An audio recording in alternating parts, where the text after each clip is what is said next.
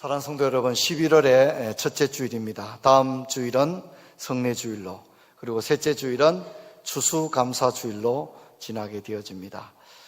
지금까지 지켜주신 하나님의 은혜가 너무 감사했고, 코로나의 싸움은 아직도 많은 싸움을 남겨두고 있습니다.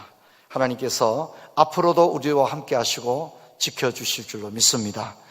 올해에 이제 2달 남은 이 시간을 우리가 잘 선용해서 2020년도가 그래도 참 우리에게 유익했다, 이렇게 고백할 수 있도록 남은 2달도 우리 성도님들 모두 힘있게 나아가는 은혜가 있기를 바랍니다. 오늘 잠언 27장을 살펴볼 텐데, 잠언 27장에 굉장히 다양한 주제의 잠언이 나옵니다만, 저는 친구의 잠언이라는 주제로 여러분과 말씀을 나누고자 합니다. 우리가 읽었던 1절부터 10절은 우정과 사회생활에 관하여서 이야기를 하고 있습니다. 그리고 11절을 보면 내 아들아 이렇게 시작하고 있죠. 그래서 11절부터 27절은 자녀 교육의 또 하나의 요약집으로 그렇게 우리가 분류를 할 수가 있습니다. 27장에 이제 이 젊은 지혜자가 세상에 나가서 살아가는 환경이 그렇게 녹록지가 못합니다. 먼저 1절을 보면 너는 내일 일을 자랑하지 말라, 하루 동안에 무슨 일이 일어날는지 알 수 없다라고 했는데, 이 젊은 지혜자가 살아가는 인생의 길은 불확실성으로 가득 차 있다는 것입니다. 그래서 일주일 일을 모르고 1년 일을 모르는 게 아니라 너는 하루 동안에 무슨 일이 있을지도 알지 못한다, 그렇게 이야기함으로써 젊은 지혜자가 걸어가는 인생의 길이 결코 순탄한 것만은 아니다, 많은 불확실성이 깔려있는 그 길을 걸어가야만 한다 하는 것을 우리 가운데 이야기를 하고 있습니다. 여러분, 올해만 해도 연초에 올해가 코로나의 해가 되리라고는 아무도 예측하지 못했지 않습니까? 1년은 고사고라도 하루 안에도 얼마나 많은 일들이 일어납니까? 이것이 우리가 처한 실존의 상황입니다. 젊은 지혜자가 처한 상황입니다. 자, 여러분, 이제 3절과 4절을 우리 같이 한번 읽어보겠습니다. 돌은 무겁고 모래도 가볍지 아니하거니와 미련한 자의 분노는 이 둘보다 무거우니라. 부는 잔인하고 노는 창수 같거니와 투기 앞에서야 누가 서리요. 이 3절은 분노의 사람을 나타내고 있고요, 4절은 질투의 사람을 이야기하는데, 이 젊은 지혜자가 살아가는 세상에는 좋은 사람만 있는 게 아니라는 겁니다. 이 젊은 지혜자가 상대하기에 버거운 대상이 굉장히 많은데 그 가운데는 분노의 사람들이 있더라, 그렇게 이야기를 합니다. 이 사람은 툭하면 화를 내는 사람입니다. 그래서 잠언은 이 사람을 돌보다 더 무거운 사람이다, 감당할 수 없는 사람이다, 이거죠. 그렇게 표현을 합니다. 부드러움, 또 기다림, 이해, 관용, 너그러움, 이런 것은 도무지 모르는 사람입니다. 두 번째 사람은 질투의 사람인데, 여러분, 분노의 사람이 상대하기가 버거울까요? 질투의 사람이 상대하기가 버거울까요? 여러분, 어떤 것 같습니까? 잠언은 질투의 사람이 훨씬 힘든 상대다, 그렇게 이야기를 합니다. 그래서 4절을 보면 뭐라 합니까? 부는 잔인하고 노는 창수 같거니와. 이게 참 굉장히 힘든 얘기죠. 이 분노의 사람이 이렇게 잔인하고 아주 그 홍수처럼 우리를 휘몰아친다는 거죠. 그런데 투기는 더 심하다는 겁니다. 투기 앞에서는 아예 설 생각도 할 수 없다, 그렇게 얘기합니다. 여러분, 그 분을 내어도 분을 몇 달치 내는 사람은 없잖아요. 그렇죠? 분을 내었다가도 분은 시간이 지나면 이렇게 좀 사그라드는 경향이 있지 않습니까? 그런데 질투는 어떻다고요? 질투는 끝날 줄 모른다는 겁니다. 질투는 계속해서 이어지게 된다, 그렇게 이야기를 합니다. 특별히 이 질투로 인한 분노는요, 분별력과 절제마저도 완전히 잃어버리게 만듭니다. 사람이 화를 낼 때는 제정신이 아니고 화를 냈다가는 이내 제정신으로 돌아오지만 질투는 눈을 멀게 한다는 겁니다. 그래서 분별력과 자제력을 완전히 잃어버리게 되는 거죠. 그래서 이 질투에 잘못 잡히게 되면 인생 전체를 완전히 망치게 될 수도 있다, 그렇게 이야기를 합니다. 그래서 참으로 좋은 친구, 좋은 이웃, 좋은 동반자를 만난다고 하는 것은 참으로 복된 일이다, 그렇게 생각되어야 됩니다. 이렇게 버거운 상대들과 함께 살아가야 될 지혜자의 인생은 참으로 힘들고 어렵습니다. 8절을 한번 우리 같이 읽도록 하겠습니다. 8절 읽습니다. 고향을 떠나 유리하는 사람은 보금자리를 떠나 떠도는 새와 같으니라. 대개의 경우 젊은 청년기에는 고향을 떠나 자신의 꿈을 펼치기 위해서 타국이나 타향 생활을 하는 경우가 종종 있습니다. 8절은 고향을 떠나 유리하는 사람을 말하는데, 잠언은 이런 사람을 둥지를 잃은 철새와 같다, 그렇게 표현합니다. 아직은 부모의 사랑을 받고 보호를 받아야 될 이 젊은 지혜자는 꿈을 펼치기 위해서 아비 본토 친척을 떠나는 것입니다. 고향을 떠난다는 게 얼마나 힘들고 어렵습니까? 더군다나 타향살이를 하면서 앞에서 말한 버거운 상대들, 툭하면 화를 내고 또 질투의 하신과도 같은 그런 사람들이 득실거리지 않습니까? 그런 사람들 틈바구니 속에서 이 젊은 지혜자가 자신의 꿈을 펼치며 양심과 신앙을 따라 살아간다고 하는 것이 얼마나 힘들고 어렵겠습니까? 자, 이제 우리가 10절을 한번 보도록 하겠습니다. 10절 같이 읽습니다. 내 친구와 내 아비의 친구를 버리지 말며 내 환난 날에 형제의 집에 들어가지 말지어다. 가까운 이웃이 먼 형제보다 나으니라. 자, 이렇게 고향을 떠나서 힘든 인생길을 걸어가는 젊은 지혜자에게 10절을 보니까 뭐라 합니까? 환난 날에 라고 말합니다. 환난을 만난 겁니다. 이 젊은 친구가 자신의 능력으로는 감당하기에는 한계를 넘어서는 그런 견디지 못할 상황에 직면하게 되는 겁니다. 그럴 때 이 젊은 지혜자가 의지하고 위로를 받을 수 있는 사람은 누굴까요? 여러분, 그것은 아마도 피부치 형제 자매일 것입니다. 그런데 오늘 이 10절은 환난 날에는 형제의 집에 들어가지 말라, 그렇게 얘기합니다. 그 말은 뭐냐면 극단적인 상황을 맞았다는 거죠. 당연히 부모 형제의 위로와 도움을 받아야 되는 게 정상적이지 않습니까? 그런데 그런 당연하게 여겨지는 그 상황마저도 당연하지 않는 상황에 직면할 때는 어떻게 하느냐는 거죠. 이 젊은 지혜자는 형제 자매의 사랑도, 형제 자매의 도움도 받을 수 없는 환난 날에 놓이게 되었다는 것입니다. 그럴 때 우리가 어떻게 해야만 합니까? 특별히 보면 10절은 이 형제를 먼 형제다, 그렇게 이야기하는데, 오늘 우리 시대를 마치 예상하는 듯이 그렇게 말씀하고 있는 것 같습니다. 지금 우리 시대가 그런 시대입니다.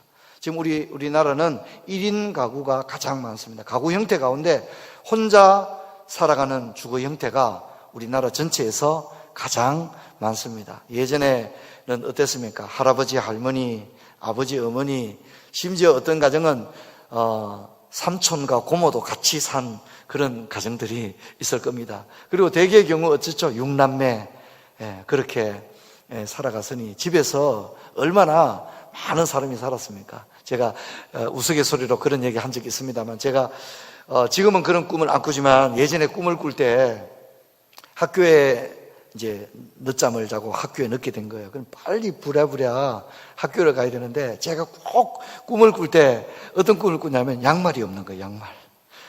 학교를 가야 되는데 형들과 누나들과 삼촌 고모들이 양말을 다 신고 가버려가지고 제가 양말이 없는 거예요. 그래서 양말을 막 찾다가 늘 꿈을 꾸면서 깨곤 했는데, 그런 꿈을 꾼 적이 있습니다. 근데 지금은 참 옛날 같은 얘기가 되었죠. 1인 사회가 되었으니까. 그래서 오늘 잠언이 이 10절에서 뭐랍니까? 먼 형제다, 그렇게 얘기합니다. 먼 형제가 된 그런 시대가 되었습니다. 저는 우리 시대가 굉장히 급속히 바뀌고 있는데요. 여러분 어떻습니까? 1988년 서울 올림픽이 열리던 그때를 생각하면 지금 30년이 더 지났지 않습니까? 참 세상이 너무 많이 변한 것 같아요. 그 서울 올림픽이 열리기 이전에 이제 우리가 흑백 텔레비전을 봤죠. 그렇죠? 해외여행이라는 게 없었습니다. 해외여행 자유화는 88 올림픽 이후에 해외여행 자유화라는 것이 생겼고요. 그때 당시는 여권이 있다는 것 자체가 굉장한 사회적 신분을 말할 정도였지 않습니까? 지금은 모든 것이 너무나도 변했습니다. 30년 동안 너무 많은 것이 변했죠. 근데 여러분, 앞으로 30년 동안은 또 어떻게 변하겠습니까? 아마 상상할 수 없는 시대가 우리 가운데 도래하지 않을까 그렇게 생각합니다. 단순한 어떤 과학과 문명의 발전 또 사회상의 어떤 변화뿐만 아니라 인간이 살아가는 가장 기본적인 형태가 얼마나 많이 변할까 그렇게 생각이 되어집니다. 여러분, 이제 잠언은 이 젊은 지혜자에게 한 가지 방안을 이야기하고 있습니다. 힘에 버거운 상대들을 상대해야 되고 내일을 알 수 없는 불확실성의 시대를 살아가야만 하고 또 고향을 떠나 참으로 타향살이 외국에서 생활해야 되고 또 환난을 당했는데 부모 형제의 도움을 받을 길조차 없는 상황에 놓이게 되었을 때 이 젊은 지혜자는 어떻게 해야만 할까요? 여기에 대해서 이제 잠언은 한 가지 방안을 이야기하는데 그게 바로 친구입니다. 친구.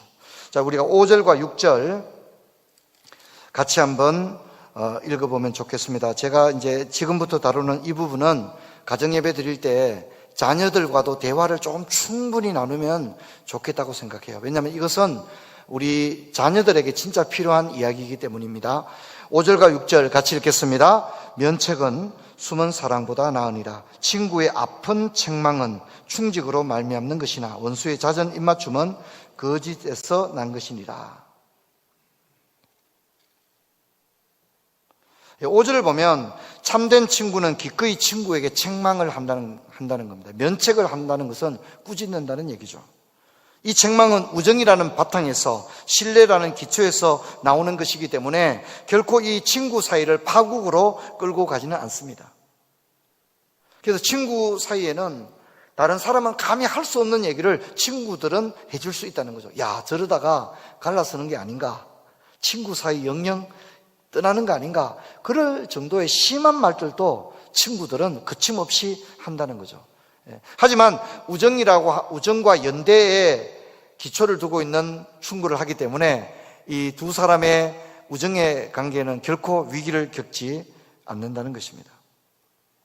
특별히 6절을 보면요, 좀 펜이 있는 분은 이 밑줄을 좀 끄면 좋겠습니다. 5절에 면책이라고 했는데 6절은 친구의 아픈 책망이다, 이런 표현을 쓰고 있습니다. 참 독특한 표현이죠. 책망이 그냥 책망이 아니라 어떻게 해요? 아픈 책망이다, 이렇게 이야기를 하고 있습니다.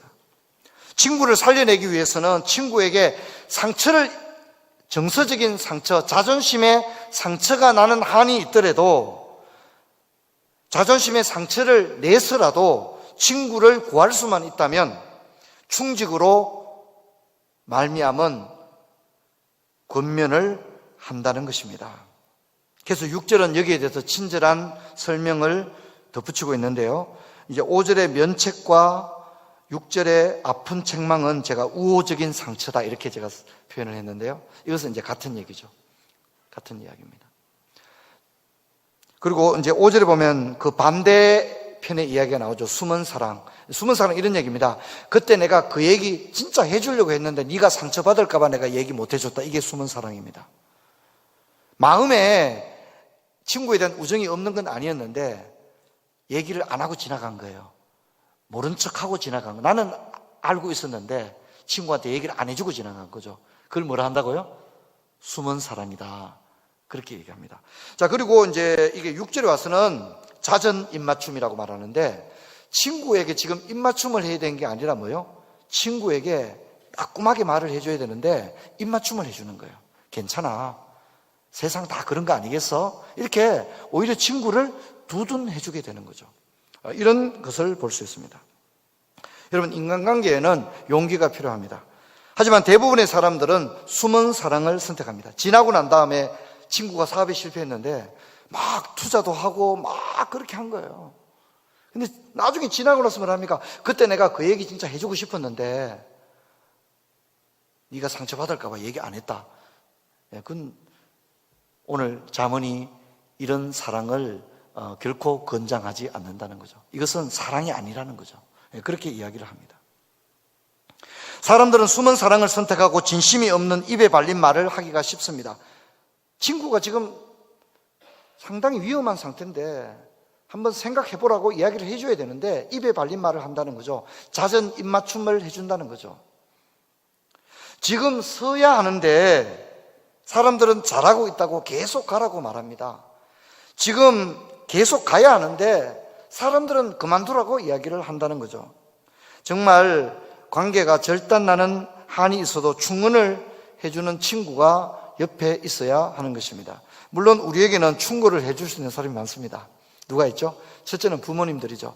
부모님들보다 우리에게 솔직하게 얘기해 줄 수 있는 사람이 누가 있겠습니까? 하지만 부모님은 우리와 영원하지 않습니다.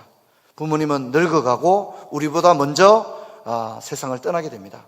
그러면 우리는 누구와 살아갑니까? 우리는 동년배인 친구들과 살아가게 되는데, 부모님을 제외하고서 나에게 참으로 가장 솔직하게 이야기해 줄 수 있는 사람이 누구겠습니까? 그것은 친구밖에 없다고 적어도 자문이 이야기를 해주고 있는 것입니다. 그러므로 숨은 사랑은 꾸짖는 것을 끓이고 징계가 필요한 순간에 입을 다뭅니다. 이런 소심함은, 이런 침묵은 원수의 잦은 입맞춤과 다를 바가 없습니다. 하지만 친구를 목숨보다 사랑하는 사람이라면 뺨을 맞는 수가 있더라도, 친구 사이를 관계가 끊어지는 한이 있더라도 친구를 위해서 반드시 이 이야기를 하게 된다는 것입니다. 제가 이 부분을 가지고 오늘 설교를 친구의 자문이다, 그렇게 잡아봤습니다. 자, 여러분, 이제 우리가 9절을 한번 읽어보도록 하겠습니다. 9절 같이 읽겠습니다. 기름과 향이 사람의 마음을 즐겁게 하나니 친구의 충성된 근고가 이와 같이 아름다우니라. 성경에 기록될 당시에는 기름이라고 하는 것은 사람의 얼굴에 바르고 몸에 바르는 것이죠. 오늘날 화장품과 같은 것이죠. 이렇게 얼굴에 기름을 바르면 얼굴이 빛나 보이는 거죠. 건강해 보이고 좋게 보이는 거죠. 또 여기 향기라고 하는 것은, 몸에, 향료라고 하는 것은 몸에 뿌리는 것입니다. 옷에 뿌리는 것입니다. 이런 것은 사람을 빛나고 멋져 보이게 하고 향기 나게 만듭니다. 그래서 인생을 아름답게 보이게 하는 거죠. 근데 친구의 근고가 바로 그렇다는 것입니다. 나에게 솔직한 이야기를 해줄 수 있는 친구들이 주위에 많이 있다면 그 사람은 마치 얼굴에 기름을 바르고 옷에 향료를 뿌리는 것처럼 멋져 보이고 향기 나는 인생이 되어진다는 겁니다. 하지만 이 사람에게 아무도 충고해 주는 사람이 아무도 없습니다. 어긋난 길을 가는데도 어긋난 길을 간다고 이야기해 주는 사람이 아무도 없어요. 그러면 이 사람은 얼마나 불행한 인생을 살게 되겠습니까? 그만큼 친구의 근고, 친구의 자문이 중요하다는 것입니다. 자, 이제 우리가 27장 17절 한번 우리 보도록 하겠습니다. 27장 17절 같이 읽습니다. 철이 철을 날카롭게 하는 것 같이 사람이 그의 친구의 얼굴을 빛나게 하느니라. 고대 사회에서 이렇게 철과 철을 부딪히면 날카롭게 되는 것을 통해서 칼을 만들고 또 칼을 벼리는 기술을 발전시켜 봤습니다. 철과 철이 부딪히면 점점 더 예리하게 되어지는 거죠. 그래서 친구가 친구에게 서로 솔직한 충언을 아끼지 않는다면 이 친구들은 친구의 아픈 책망으로 말미암아 더욱더 지혜로워지게 된다는 겁니다. 그래서 이제 사람들이 종종 그런 얘기합니다. 그 친구 동기들은 다 잘 되었다, 이런 얘기 좀 들어보셨어요? 예, 마스크를 하고 있으니 알 수가 없습니다. 여러분 그런 얘기 들어보셨죠? 그죠? 야, 그 친구들은 하나같이 다 잘 되었다, 이런 얘기들을 종종 들어요. 그 친구들은 하나같이 다 잘 되었다. 왜 그럴까요? 철이 철을 날카롭게 한 거죠. 친구들이 친구에게 책망을 할 때는 아주 아픈 책망을 하는 거예요. 아픈 책망을 하는 거예요. 제가 부끄러운 이야기입니다만 제가 제 위에 두 형님보다 결혼을 먼저 했습니다. 그리고 이제 아내와 함께 저희 집에 갔는데 제가 참 바보같이 제가 아내에게 이렇게 좀 존대를 하지 아니하고 집사람에게 하대를 막 했어요. 장가 간 지 얼마 안 된 친구가. 그랬는데 그때 저희 아버지가 제게 그런 얘기 했어요. 그러면 안 된다고 제게 얘기했어요. 그러면 안 된다고. 너 부인에게 그렇게 말을 그렇게 하면 안 되는 거라고 제게 얘기를 했습니다. 여러분, 우리는 때로는 내가 잘못하는 것조차 모르고 있을 때가 많습니다. 그렇죠? 누군가 얘기해 주지 않으면 그런 게 아니냐고 이렇게 말하고 행동할 수가 있다는 것입니다. 근데 누군가 아주 따끔하게 책망을 해주는 거죠. 그게 부모님이고 친구인 것입니다. 근데 친구들이 모여서 어떤 친구가 마음을 못 잡습니다. 그러면 친구들이 밥도 사주고 이러면서 친구를 어떻게 합니까? 너 정신 차려라. 너 정신 차려야 된다. 이야기하는데 그렇게 간곡하게 마음을 잡지 못하는 친구에게 정신을 차리라고, 그리고 너에게는 우리 친구들이 있지 않느냐, 그렇게 이야기하게 되는 거죠. 또 친구가 어긋난 길을 가면 친구들이 따끔하게 얘기합니다. 너 그러면 안 된다. 너 그러면 안 된다. 아주 따끔하게 이야기합니다. 또 사업을 하면 또 서로 이렇게 지혜를 모으는 겁니다. 그건 그렇게 하는 게 안 좋은 것 같다. 좀 더 기다려보자. 친구들이 이렇게 서로 지혜를 모읍니다. 철이철을 날카롭게 하는 것처럼 이 친구들이 마음을 열고 우정과 연대를 통하여 자신들을 발전시켜 나가니까 나중에 어떻게 되더라고요? 그 동기들이 하나같이 다 잘 되더라. 이런 일들이 우리 사회 가운데도 얼마든지 있는 것입니다. 바로 그 얘기를 하고 있습니다. 자, 19절 한번 볼까요? 우리가 19절을 한번 보도록 하겠습니다. 같이 읽습니다. 물이 비치면 얼굴이 서로 같은 것 같이 사람의 마음도 서로 비치느니라. 17절에서 철이 철을 날카롭게 한다고 말했다면 19절은 물이 사람의 얼굴을 비추고 마음도 마음에 비추인다고 말합니다. 친구의 우정과 연대가 정서적인 평안함을 주어서 마음과 마음이 거짓이 없는 서로에게 거울이 되어주는 정서적인 안정감을 주게 된다는 것입니다. 그래서 철이 철을 날카롭게 하는 것은 친구의 인생에 선한 영향력을 준다면, 또 사람의 마음이 서로를 비추임으로써 친구의 정서에 선한 영향력을 미치는 것을 말합니다. 그래서 이제 친구는 우정의 연대를 통해서 선한 영향력을 미치는데 여러 가지를 줍니다. 지금까지 살펴본 걸 정리해보면, 첫 번째는 친구의 충성된 권고가 있다는 거죠. 충원을 아끼지 않는 친구의 잠언이 있다는 겁니다. 그래서 좋은 부모, 좋은 스승을 둔 사람은 복되잖아요. 근데 마찬가지로 좋은 친구를 둔 사람도 참 복됩니다. 두 번째는 도움을 받는다는 거죠. 제가 이 젊은 지혜자가 환난 날에 부모, 형제의 도움도 받을 수 없게 되었다고 했잖아요.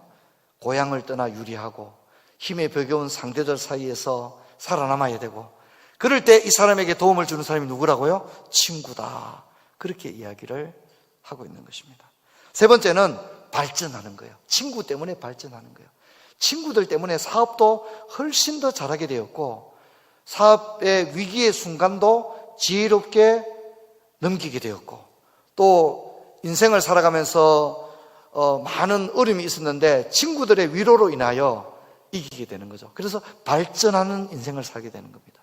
그리고 마지막으로는 제가 정서적인 안정감을 얻죠.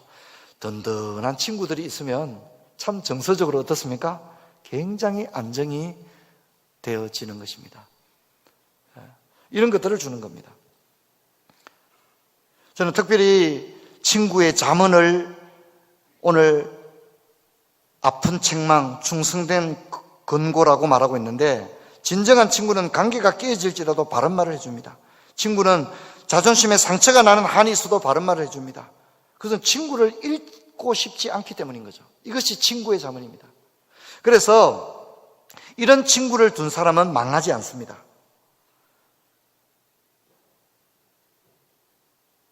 그래서 여호와를 경외하는 친구를 둔 사람은 복됩니다. 성경에 보면 다니엘과 그의 친구들이 그랬죠. 그렇죠? 다니엘과 그의 친구들이 참으로 그 예가 되는 거죠. 다윗과 요나단도 그 예가 되어지는 겁니다.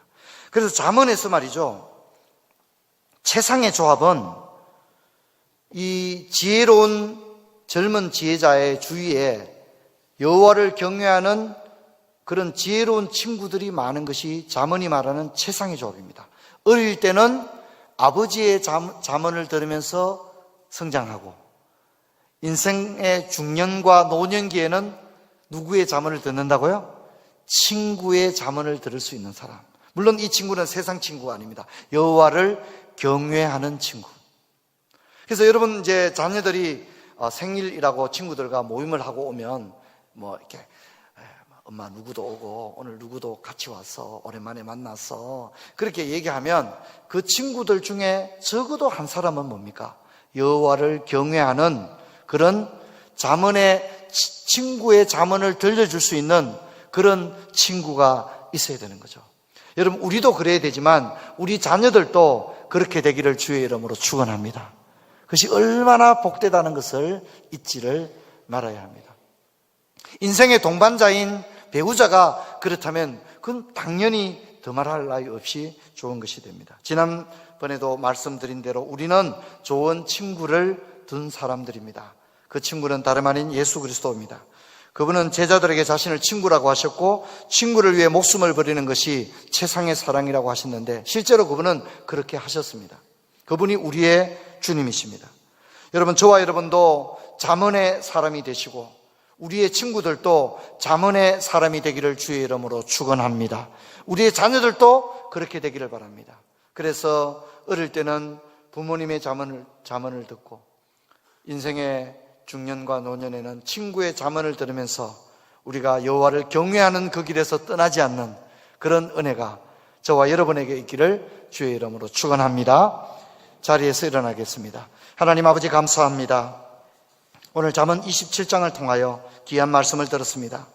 우리가 인생을 살아가면서 참으로 불확실성과 또 상대하기 버거운 많은 상대들과 또 고향을 떠나 타향살이를 하며 때로는 부모님들마저도 형제들마저도 내게 도움을 줄 수 없을 그때에 친구의 우정과 신앙이 얼마나 중요하다는 사실을 오늘 배우게 되었습니다. 하나님, 우리가 먼저 잠언의 사람이 되게 하시고 우리 주위에 잠언의 친구들이 많아서 친구의 잠언을 늘 들을 수 있는 저희들 또 우리 자녀들 되게 하여 주옵소서. 주 예수 그리스도 이름으로 기도하옵나이다. 아멘.